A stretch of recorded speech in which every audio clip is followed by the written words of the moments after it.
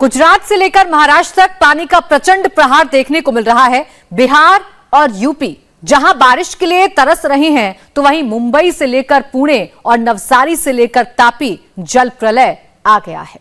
गुजरात और महाराष्ट्र में अब तक बाढ़ और बारिश के चलते 150 से ज्यादा मौतें हो चुकी हैं, तो वहीं देश भर में मौतों का आंकड़ा 200 के पार जा चुका है। हालात अभी तक सामान्य नहीं हुए। साउथ इंडिया के कई राज्यों में भी नदियां अपने उफान पर हैं। हालात बिगड़ते ही जा रहे हैं। मौसम विभाग ने महानगरों में भारी बारिश का अलर्ट जारी कर दिया है। कई राज्यों में कुदरत का कहर देखने को मिल रहा है, तो वहीं मुंबई जैसे बड़े शहर सरकारी लापरवाही के चलते हर साल की तरह इस साल भी स्विमिंग पूल में तब्दील हो चुके हैं। यहाँ इस वक्त स्थिति ये है कि सड़क पर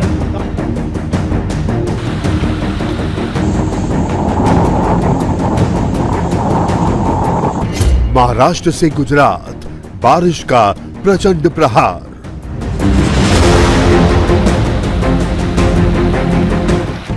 मौसम का रेड अलर्ट, अभी नहीं रुकेगी आफत।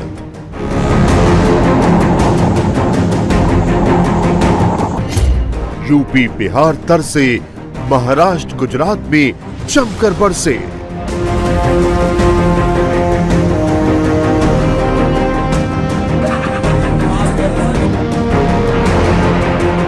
देश के आधा दर्जन से अधिक राज्य बाढ़ की चपेट में हैं। भारी बारिश और बाढ़ के चलते जीना दुश्वार हो गया है।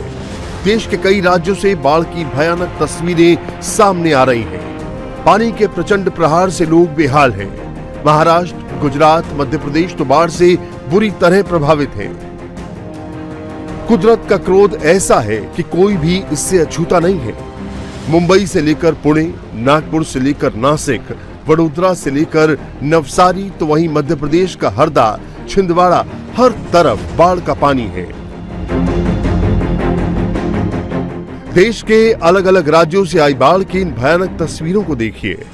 पहली तस्वीर मुंबई से सटे पालघर जिले की है। पालघर में वैतराना नदी ने विकराल रूप धारण कर रखा है। पानी के तेज बहाव के चलते खतरा मोल लेकर एम्बुलेंस सड़क पार करते दिख रही है।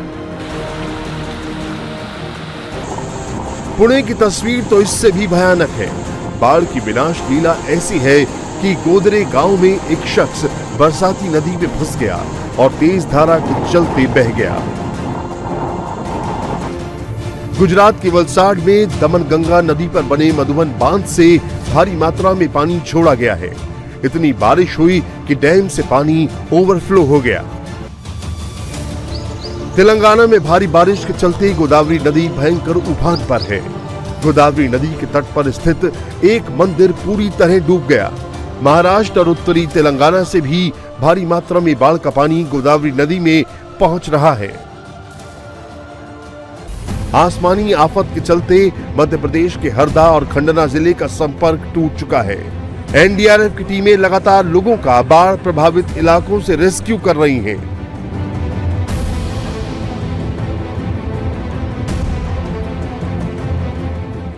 गुजरात की नवसारी की गलियां तो किसी नदी से कम नहीं लग रही हैं। प्रशासन ने कई इलाकों को खाली करवा दिया है। लोगों से सुरक्षित जगहों पर जाने को कहा गया है। इस वक्त हम नवसारी के यास्मीन हॉस्पिटल पर मौजूद हैं और यहाँ सड़क और नदी दोनों का फर्क दिख गया है। जो पूर्णा नदी है उसका जल स्तर लगातार बढ़ता जा रहा है और नतीजा ये है कि सापुतारा और डांग इलाकों का जो कैचमेंट एरिया है वहाँ पर 500 mm से ज़्यादा बारिश हुई है। इस बाढ़ की वजह से नवसारी में 13 लोगों की मौत अभी तक हो चुकी है। प्रशासन ने अगले 2 दिन के लिए यहाँ रेड अलर्ट जारी किया है और यहाँ पानी की गति अपने आप में बताने की व्यवस्था है। यहाँ जल स्तर क्या है, यास्मीन हॉस्पिटल में पानी ना घुसे इसके लिए उन्होंने बाकायदा यहाँ दीवार बनाकर इंतजाम किया है कि पानी ना घुसे। यहाँ शटर के जरिए ना घुसे तो यहाँ बोरियां लगाई गई है, तिरपाल लगाया गया है। और अब जैसे जैसे आप आगे बढ़ेंगे तो ये तस्वीरें आपको डराने वाली लगेंगी, क्योंकि गाड़ी देखिए किस तेज गति से पानी आ रहा है। बाइक वहाँ पर एक गिरी हुई आप देख पा रहे हैं। यहाँ सब स्कूटी पानी में डूब गई है। नवसारी में पूर्णा नदी खतरे के निशान से 5 फीट ऊपर बह रही है। पूर्णा नदी के आसपास के सभी इलाकों को हाई अलर्ट पर रखा गया है। नेशनल हाईवे की तस्वीर अपने आप में नदी से कम नहीं। ये इलाका पूर्णा नदी के नजदीक वाला इलाका है और पूर्णा नदी अभी 28 फीट पर बह रही है, यानी खतरे के निशान से 5 फीट ऊपर। और यहाँ आगे जहाँ तक आपकी नजर जाएगी आपको सिर्फ और सिर्फ तेज वेग में बहता हुआ पानी नजर आएगा। और इन तस्वीरों को देखकर शायद आप ये अंदाजा न लगा पाएं कि ये नेशनल हाईवे 228 है। अगर आप ऊपर देखेंगे तो गुजरात गौरव दिवस का एक पोस्टर लगा है, NH 228 लिखा है और यहाँ से आगे गांवों का संपर्क कम से कम इस दिशा से कट गया है। बाढ़ से गुजरात में अब तक 83 लोगों की मौत हो चुकी है। दक्षिण गुजरात के डांग, नवसारी और वलसाड में भारी बारिश के आसार हैं। पूर्णा, अंबिका और कावेरी नदी खतरे के निशान से ऊपर बह रही है। नवसारी में स्कूल कॉलेज बंद कर दिए गए हैं। इस वक्त हम नवसारी के पूर्णा नदी पर हैं और यही नदी नवसारी के लिए फिलहाल बाढ़ का सबब बनी हुई है। इस नदी का स्तर फिलहाल 28 फुट पर है और पानी का वेग और मात्रा देखकर आप अंदाजा लगा सकते हैं किस तरह से यहाँ बाढ़ की विभीषिका है। और सामने आप देखेंगे तो ये पोस्टर और बैनर उस इलाके में लगाए गए थे जो नदी का किनारा था, लेकिन अब जहां तक आपकी नजर जाएगी शायद ही आप नदी का किनारा तय कर पाए।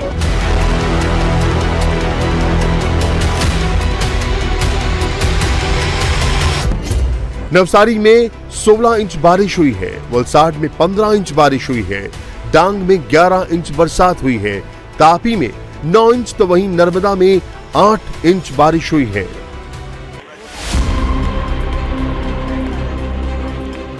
महाराष्ट्र के पालघर में वैतरणा नदी उफान पर है। पालघर के वहाडोली में काम करने गए 13 मजदूर वैतरणा नदी में फंस गए। घंटों रेस्क्यू ऑपरेशन चलता रहा। पानी का बहाव काफी तेज होने की वजह से एनडीआरएफ को रेस्क्यू ऑपरेशन में काफी दिक्कतों का सामना करना पड़ा। महाराष्ट्र की इन तस्वीरों को देखिए।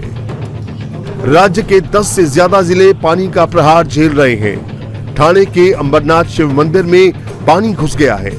बरसात के चलते पुणे के कोंडवा इलाके में दीवार गिर गई है, जिसकी चपेट में 3 घर आए। गोंदिया में भी पानी की धार के आगे ये रोड खिलौना साबित हुई। पानी के तेज बहाव से रोड बुरी तरह से कट गई।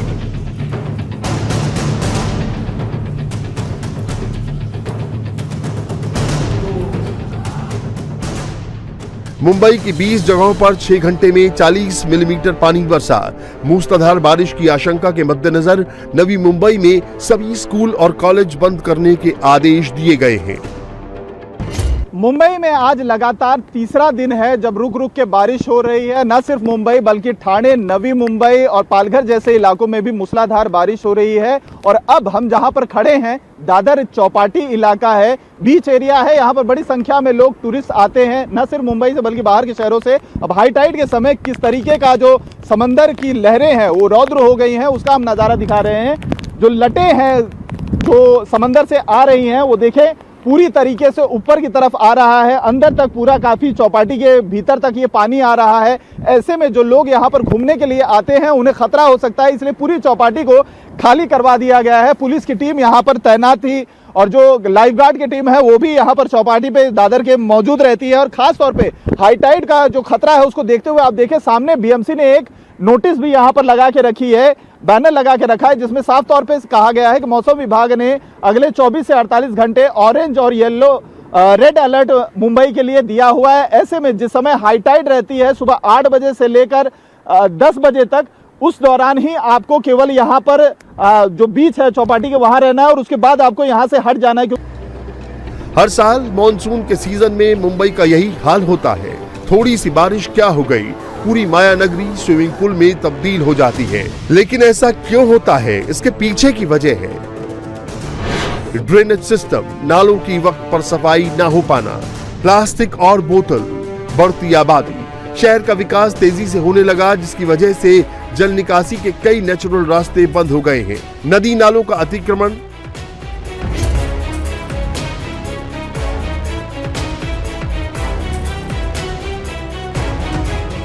यही वजह है कि हमेशा दौड़ती भागती मुंबई मॉनसून के दिनों में मानो ठहर सी जाती है। वास्तव में मुंबई 7 द्वीपों का एक समूह है। द्वीपों को एक दूसरे से जोड़ने के लिए अनियंत्रित विकास किए गए। इसकी वजह से जल निकासी के कई नेचुरल रास्ते बंद हो गए। शहर में पीने के पानी की व्यवस्था के लिए कई डैम बनाए गए। डैम की वजह से धीरे धीरे छोटी नदियां सूख गईं। इन नदियों पर लोग खेती करने लगे। आजकल कई छोटी नदियों का वजूद ही नहीं है। इन्हीं में से एक प्रमुख नदी है मीठी नदी। इस नदी के रास्ते शहर के बड़े हिस्से का पानी समुद्र में चला जाता था।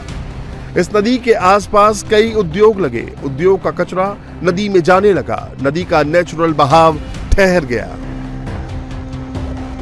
हम इस वक्त मौजूद हैं कुर्ला के मीठी नदी के पास और यहाँ पर मीठी नदी का जलस्तर भी हम देख सकते हैं, ये लगातार बढ़ रहा है। हालांकि खतरे की अभी तक कोई बात नहीं है। ये वही मीठी नदी है जो 26 जुलाई 2005 को मुंबई में तबाही का एक बहुत बड़ा सैलाब अपने साथ लेकर आई थी। इस मीठी नदी के अंदर बाढ़ आने के कारण पूरा पानी मुंबई शहर में आ गया था, जिसमें सैकड़ों लोग जो है वो लापता हो गए थे। कई लोगों की इसमें मौत हुई थी, डूबकर कई लोग मरे थे, हजारों गाड़ियां जो है बर्बाद हो गई थी। लेकिन ये जो मीठी नदी है उसके बाद इसके बाउंड्री वॉल्स को बढ़ाया गया, जो अगल बगल की झुग्गियां थी उन्हें यहाँ से हटाया गया। लेकिन आज भी अभी भी इसके अंदर तमाम कचरा जो है डाला जाता है, जो चौकअप का बहुत बड़ा कारण बनता है, जो नालों के अंदर जाकर फंस जाता है, जिसकी वजह से जब हाई टाइड आती है समुद्र में तो यही जो गंदगी है, जो कचरा है, वो मुंबई के इंटरसिटी अंदर के नालों में आ जाता है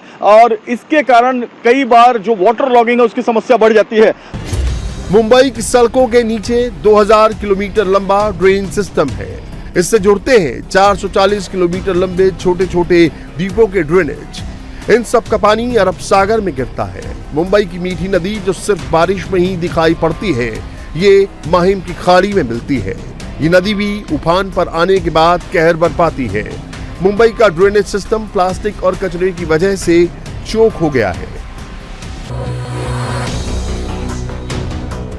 पर्यावरण के साथ खिलवाड़ का भी असर मुंबई झेल रहा है। एक रिपोर्ट के मुताबिक 100 सालों में मुंबई के औसत तापमान में 2.5 डिग्री का इजाफा हुआ है। मुंबई में बड़ी संख्या में झील और तालाब थे। सरकार को चाहिए कि उनका पता लगाए। अगर वहां गलत तरीके से इमारत बना दी गई है तो उनका जीर्णोद्धार करें। इंडिया टीवी हर वक्त हर जगह डाउनलोड करने के लिए सर्च करें India TV news Google play store या ऐप स्टोर पर।